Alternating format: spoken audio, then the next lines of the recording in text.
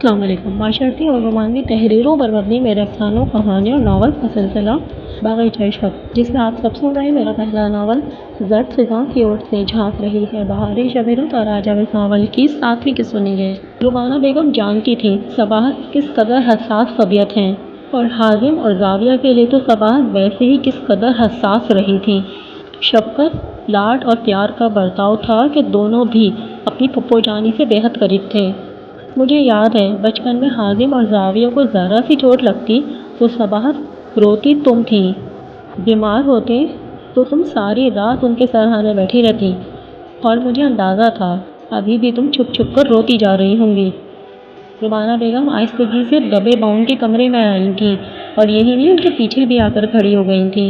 नहीं भाभी जान, मैं रो तो नहीं रही थी। सबाहत बेगम ने वैसे ही रुख पलटे दुपट्टे से अपनी आंखों को लगड़ा। भाभी जान, हाज़िम की आवाज़ सुनती हूँ ना तो खुद को रोक नहीं पाती हूँ। मैं जानती हूँ सबाहत, मैं तो खुद उसे इतनी मरतबा कह चुकी हूँ, मगर वो साफ टाल देता है।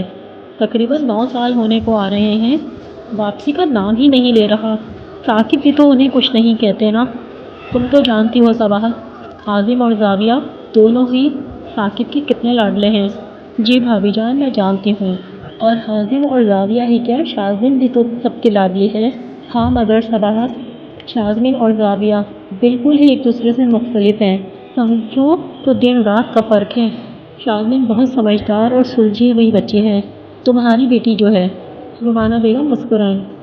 हाँ मगर शाज़िम मेरे इतने करीब नहीं, वो आपके करीब है। शाज़िम को आपके साथ देखती हूँ भाभी जान, तो लगता है वो मेरी नहीं आप ही की बेटी है। और भाभी जान, मुझे याद है शाज़िम की ज़रा सी तबीयत ख़राब होती या चोट लग जाती तो आप अपने सारे प्रोग्राम कैंसिल कर देती थी, घर में बैठ जाती थी और शाज़िम के लिए कितनी फ़िक्रमंद होती थी। सबाहत, तुम्हारा भी जवाब नहीं, मेरे कहने के लिए कोई बात रहती ही नहीं। शाम होने वाली है, शाज़िम और ज़ाविया को ज़रा देख लो सबाहत। ठीक है भाभी जान, मैं देख लेती हूँ, अपने बेडरूम में ही होंगी। सुबह नाश्ते के बाद से दोनों मुझे नज़र नहीं आई सबाहत। तुम उनके कमरे में जाओ तो कह देना वक्त पर तैयार रहें, खास तौर पर ज़ाविया। उसकी ज़रा सी तैयारी को घंटों लग जाते हैं। बस साकिब के आते ही हम निकलेंगे।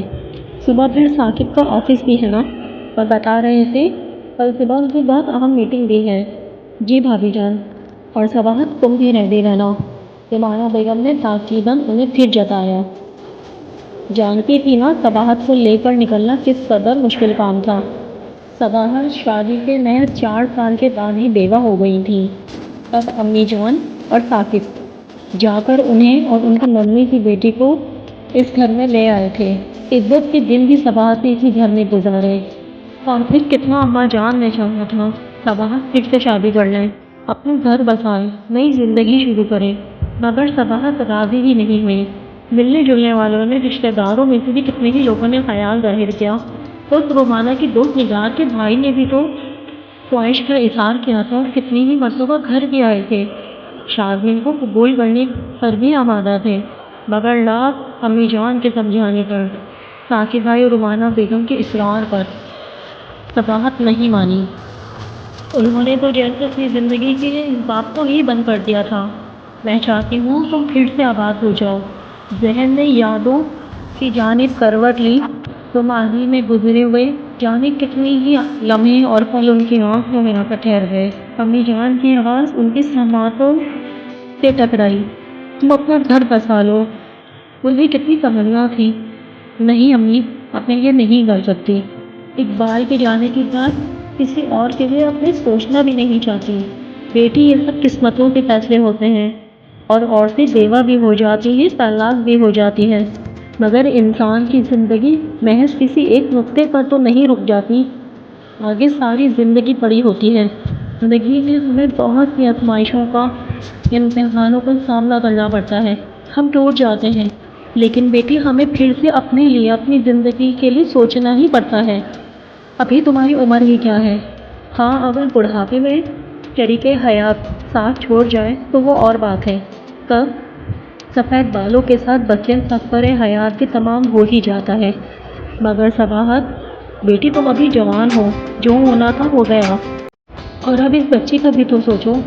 تمہارے سامنے ایک زندگی پڑی ہے، کیسے گزرے گی؟ گزر جائے گی امی۔ بیٹی، نگار کے گھرانے کو ہم اچھی طرح جانتے ہیں، اچھے پڑھے لکھے سلجھے ہوئے لوگ ہیں، اور وہ تمہیں اور اس بچے کو اپنانے کے لیے کس قدر خواہش مند بھی ہیں۔ کتنی مرتبہ گھر آئے ہیں، انہیں تم پسند ہو، تمہاری بیٹی کو بھی اپنانے کے لیے تیار ہے۔ میں چاہتی ہوں اپنی زندگی میں تمہیں پھر سے اپنے گھر کا گھر دوں۔ امی، میں اپنے گھر کی ہو کر ہی تو واپس آ گئی ہوں، اب آگے کی زندگی آپ کے ساتھ گزارنا چاہتی ہوں۔ گود میں سوئی ہوئی ننھی شادمین کو آہستگی سے بستر پر لٹایا۔ امی، میں اکیلی نہیں ہوں، آپ ہیں، بھائی جان ہیں، بھابھی جان ہیں، ہمارے یہ تینوں بچے ہیں، زندگی گزر ہی جائے گی امی۔ تباہت بیٹی ضد مت کرو، میں چاہتی ہوں اپنی کھلی آنکھوں سے تمہیں پھر آباد دیکھوں، جانے کب میری آنکھیں بند ہو جائیں۔ میں زندگی کے اس حصے میں ہوں جہاں ابھی سانس لیتی ہوں تو اگلے آنے والی سانس کا پتہ نہیں۔ ہاں یہ ہے کہ رومانہ بہت اچھی لڑکی ہے، اچھے گھر کی پڑھی لکھی، اچھی تربیت والی ہے، تو میں اس کے حوالے بھی کر جاؤں گی تو اگلے جہاں بہت مطمئن رہوں گی، اور مجھے جتنا اپنے بیٹے پر یقین ہے بہو پر اس سے بھی زیادہ ہے۔ مگر بیٹی، خیر سے ان کی اپنی بھی تو زندگی ہے، ذمہ داریاں ہیں۔ میں تمہاری اور تمہاری بیٹی کی ذمہ داری کو ان کو سونپ کر ان کا بار کیوں بڑھاؤں؟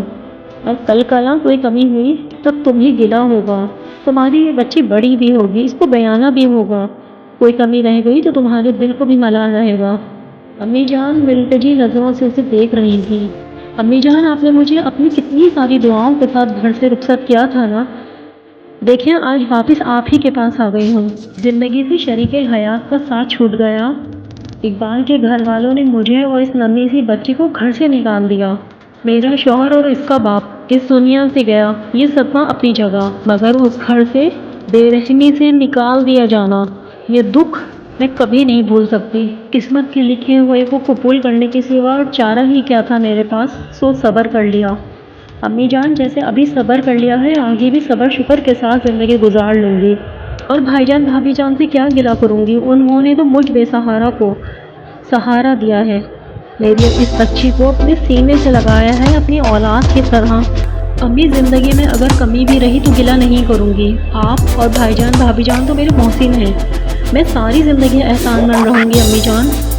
اور جن بے رحموں نے مجھ بیوہ اور اس یتیم بچی کی ذمہ داری لینے سے صاف انکار کر دیا، اس گھر کی چھت بھی ہمیں نصیب نہیں ہوئی، میں کسی اور سے کیوں یہ توقع رکھوں کہ وہ ساری زندگی مجھے اور اسے اپنائیت کے ساتھ اپنا بنا کر اپنے گھر میں ہمیشہ رکھے۔